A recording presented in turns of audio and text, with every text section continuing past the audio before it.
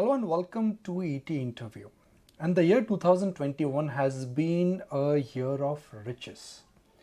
Irrespective of what you bought, NFT, crypto, small cap, large cap, it's been a year where in general, if you bet on most of the asset classes, you've made money. While it's also been a year of even greater losses for those who've lost their near and dear ones to the pandemic. It's also been a year of self-assessment and reconciliation. But finally, it's a year when the human spirit has prevailed above all. So what a year it's been. But in markets, it's not about analyzing what has happened, it is analyzing what will happen. And that's what we intend to do with Ramdev Agrawal on ET now with the next couple of minutes, trying to understand where he feels there is value, there is growth, and there is scope for making money. Mr. Agrawal, fantastic to have you on ET Now and ET Now Swadesh. Always look forward to our interactions. It's been a year of riches, Mr. Agrawal. Doesn't matter what you bought. As long as you participated in equity, NFT, crypto, Bitcoin, it's a year where your balance sheet, in a sense, is looking good.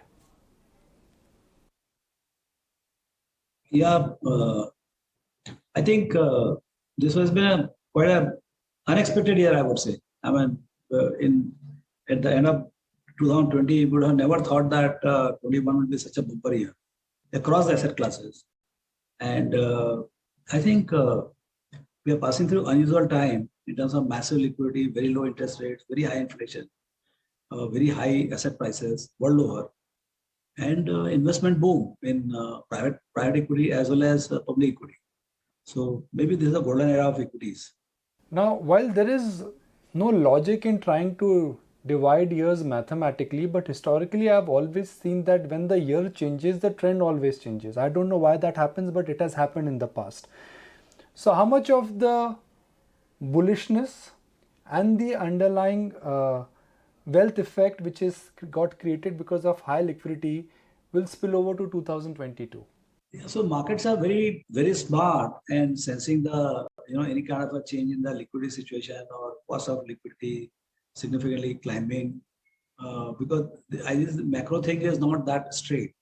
And we thought that once the tapering is announced, maybe the bond yields will go up. But now it is again come down to 140, 141 types.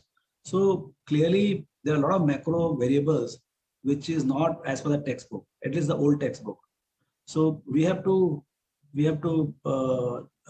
take the things as it comes.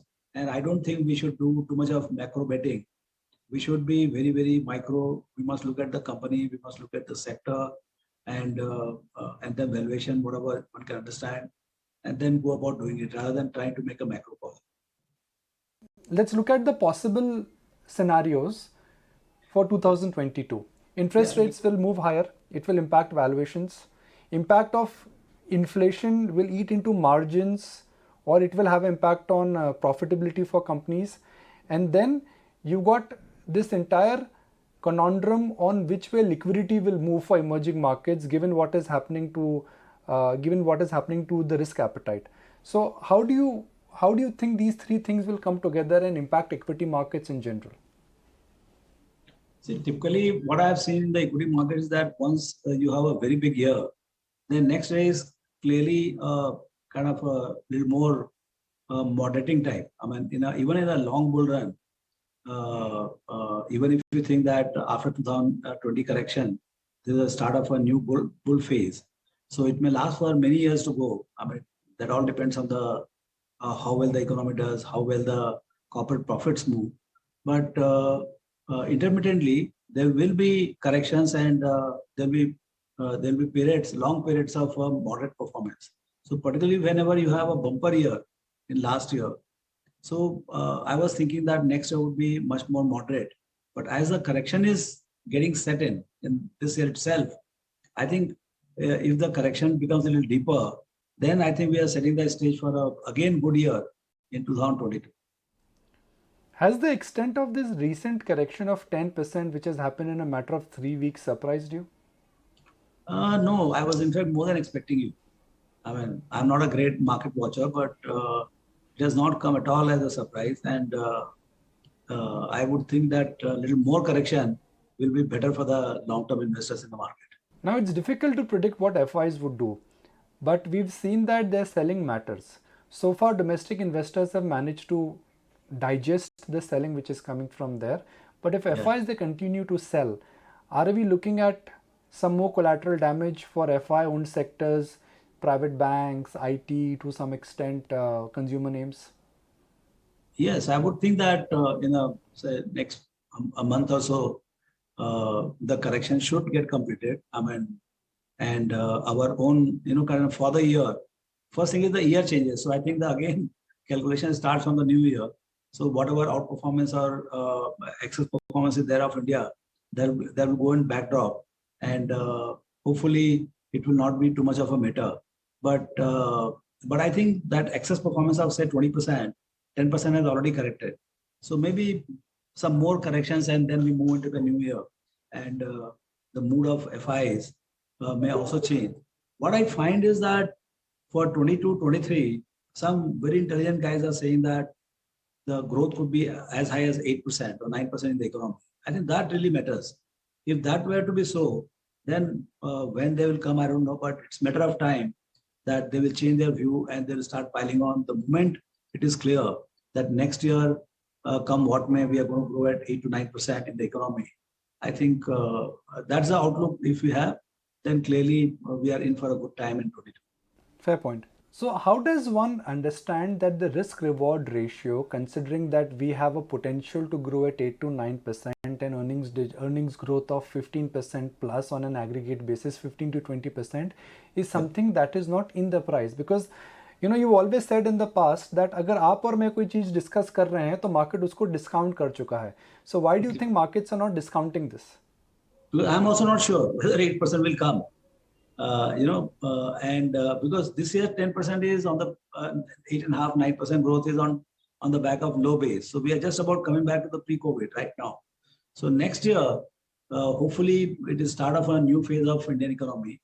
Very good forex balance, very good IT exports. Other export, non-IT exports are also doing very well. China plus policy is gaining ground. Your startup capital is quite buoyant. In fact, unprecedentedly buoyant. Then your private equity is very good. Your public markets are doing well. IPO market is buoyant. So I think from all sides, we have a lot of tailwind for the economy to pick up in the second year in 22, 23. And if I mean, the probability is that we'll do very well, and hence the market should also, because after the correction, valuations are reasonable at 25, 26 multiple. And if the EPS were to go from 730 this year expected, more like 830, 840 next year, I think we should have a reasonably good year in the next year. Ramdevji, you've always shared something interesting with us, and you've said that look, markets always surprise us. They can surprise you on the upside and they can surprise you on the downside.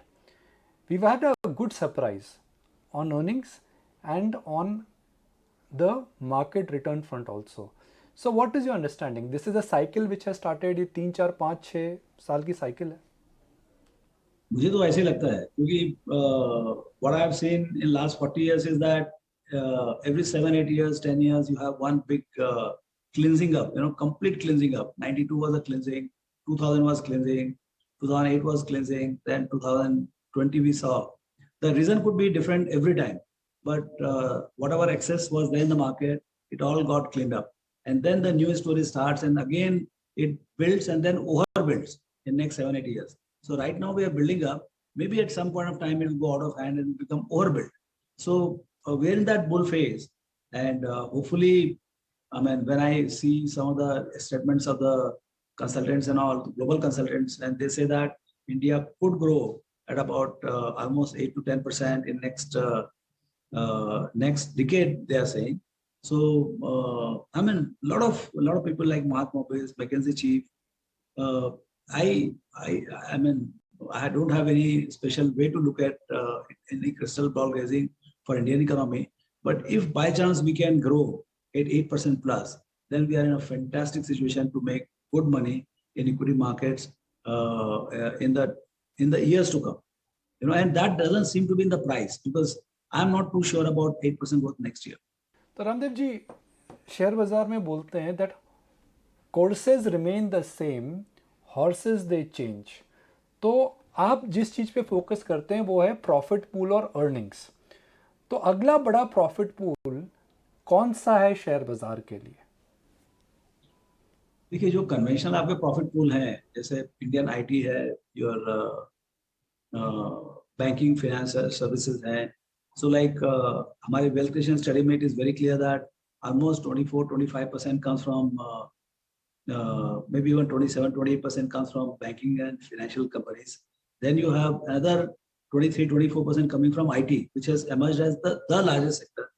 और मुझे ऐसा लगता है कि going forward in next 5-6 years, this IT sector is not only going to have large rise in the total profits, but the quality of profit is also very good. So I think that is going to become, it could become the largest sector. But I don't think it can beat the BFSI. But still, IT remains a very large one. Now the new segment which is coming up is the digital segment. I mean, right now most of the companies are not making money. Few of them, like India Mart, are not making money, but very small. But I think serious amount of money, running into thousands of crores, will be made in next 2-3 years from by some companies. So my sense is that in next 10 years, I think one of the segments which will have a very large share of profit of the total corporate profits. Total corporate profit itself will grow by say 50% in next 10 years. So it will be 4x from here. Say if you make about 5 lakh crores profit, it will be about 20 lakh crores in next 10 years. But of that, about 20% would be coming from digital companies. So it will be very large segment as we go forward. Ramdev ji, तो digital company पे थोड़ी बातचीत करते हैं। मैं global data देख रहा था, रॉबिनहुड का शेयर हो या फ्रेशवर्क्स का शेयर हो या फिर अलीबाबा का शेयर हो, ग्लोबली सब बड़ी इंटरनेट कंपनीज के अंदर 30 से 70% की गिरावट आ चुकी है। और क्योंकि हिंदुस्तान में इन जो कंपनियों की वैल्यूएशंस हुई हैं वो ग्लोबल बेंचमार्किंग की वजह से हुई हैं। आपने जोमेटो की प्राइसिंग करी है, आपने पॉलिसी बाजार की प्राइसिंग करी, ये ग्लोबल बेंचमार्क्स में हुई है। Because globally prices have come down, क्या ये नई इंटरनेट कंपनीज को झटका लग सकता है? और पक्का लगेगा। देखिए, आप इसका ख्याल करें। I have seen the history of Amazon. इसकी लिस्टिंग हुई थी 95 में, कुछ $10-15 में लिस्टिंग हुई थी। और यहाँ से बढ़ के हो गया करीब $100 के आसपास हो गए 98-99 Y2 के बूम में। And then it crash to $5। जो भाव में इशू हुआ था उससे भी नीचे आ गए $5। जितने इन्वेस्टर थे सब साथ हो गए, जो ओरिजिनल इन्वेस्टर थे कोई नहीं रहे। उसके बाद पूरा का पूरा न्यू सेट ऑफ इन्वेस्टर्स आया, और वो जो 2-5 बिलियन डॉलर का कंपनी था वो आज $2 ट्रिलियन की कंपनी हो गई 20 साल में। तो ये कहानी फिर से रिपीट होगी यहाँ पर। और हमको ख्याल है कि Y2K जब हुआ था तो 93-94 में कोई नहीं पूछता था ये टेक कंपनीज को। फिर 96-97 में जब Y2K आया, so then the explosion happened and companies went 100x 200x and then it crashed, and it crashed very badly. 80-90% crashing was there. Even the best of the companies crashed by 80-90%. And then from there, we rebuilt to what we see today, 8 lakhs, 9 lakhs and all. So I think the same kind of story can happen. When it will happen, how it will happen, that only time will tell. But anything excess cannot last for a very long time. The hype which is created around these digital companies, they are also businesses. They also do free cash flow. They have some unique characteristics. But still they have to earn their whatever valuation is.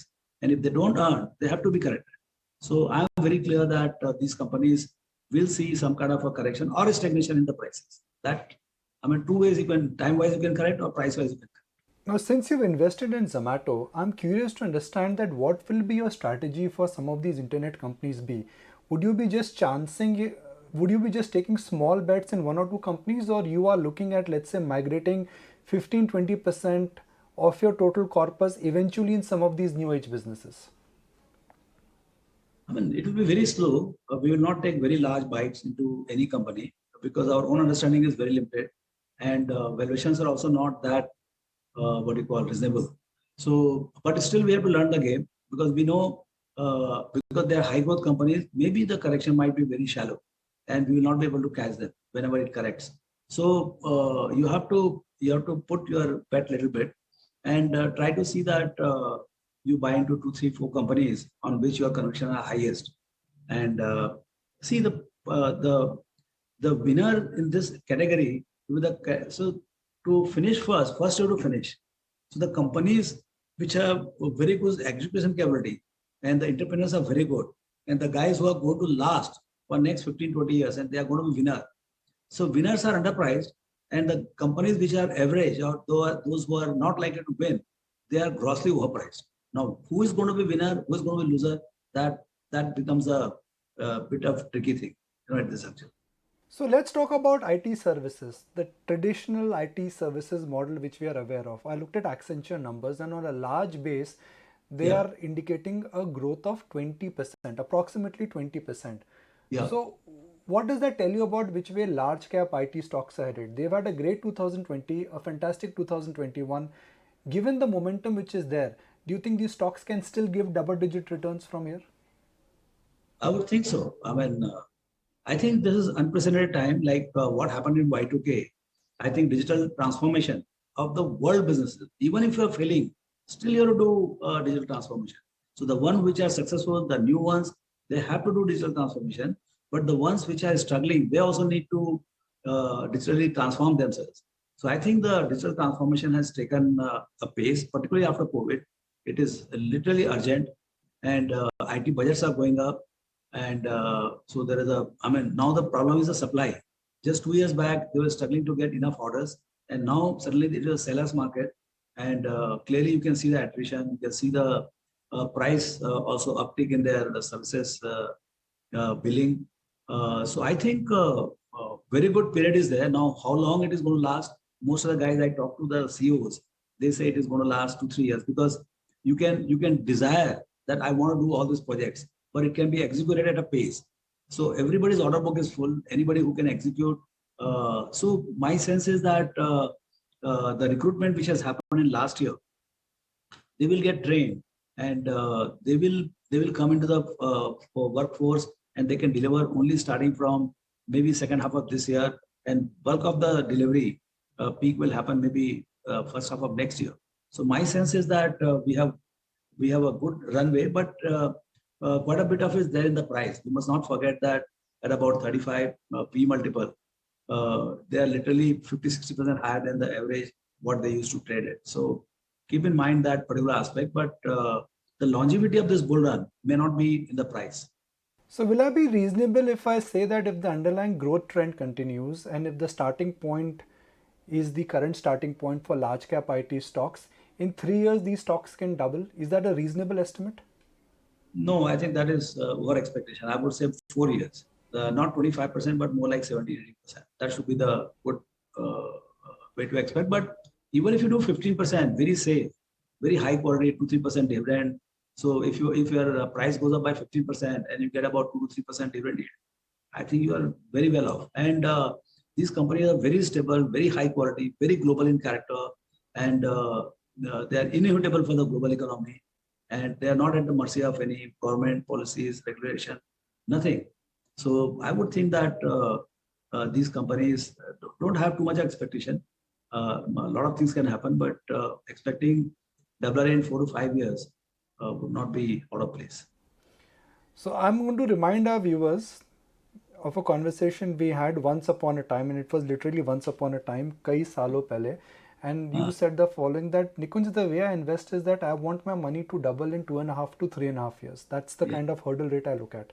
So in your assessment, if IT cannot double as an investment in 3 years, in this market, what can double in 3 years? That's a 20% CAGR return, a very reasonable return. No, 3 years double means 25%, 26% actually. Okay, so rule of 72 divided by 3 works at about 25-26%. So yes, there are segments within digital. I think digital has that hope, because the digital main criteria is that they can grow very rapidly, and they can be very global also. So because of their friction-free delivery of products and services, I think we are going to see new growth companies coming from there. And then when economy takes off, there will be segmental opportunities. I mean, mid-sized IT companies can also deliver that. I think in this bull run of next 5-6 years, I think Indian IT will deliver another 3-4 mega companies like what you have in Infosys, TCS, SCLT. Even now Tech Mahindra has gone to that league. So, there will be some companies which will go from 15, 20, 30,000 to more than 1 lakh or 2 lakh crore. So I think we have a chance of seeing some well-managed, large mid-sized companies crossing that chasm. So, Ramdev ji, if I take the clock of last 10 years, we've seen the birth of three outstanding companies, and you've participated, I think, in all three of them. DMart, Hmm. Indigo, and Bajaj Finance. They have been the real darlings of the market. They've created huge amount of wealth, and they are from three different sectors: Yes. airline, financial services, and retail. Yes. Where are you laying your bets for this decade? Because history will repeat itself. Multi-bagger तो आएगा. कौन सा आएगा is the endeavor. अभी देखो ये बोलने का बहुत मुश्किल है. हम 25-30 कंपनी खरीदते हैं एक फंड में, and the aspiration is always there to see that these companies they go multi-fold for the customers, you know. But to say right now, I mean, if you ask me, the highest priority is from the digital companies because they are very small right now, very small, and potential is very high, and the potential is not only Indian, the potential is global. So what we saw in IT between 95 and 2002, and then now in last 20 years, I think that 20-year journey will be compressed in successful companies in 10 years.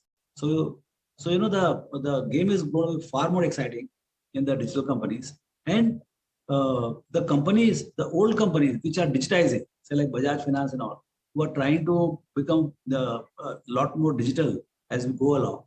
And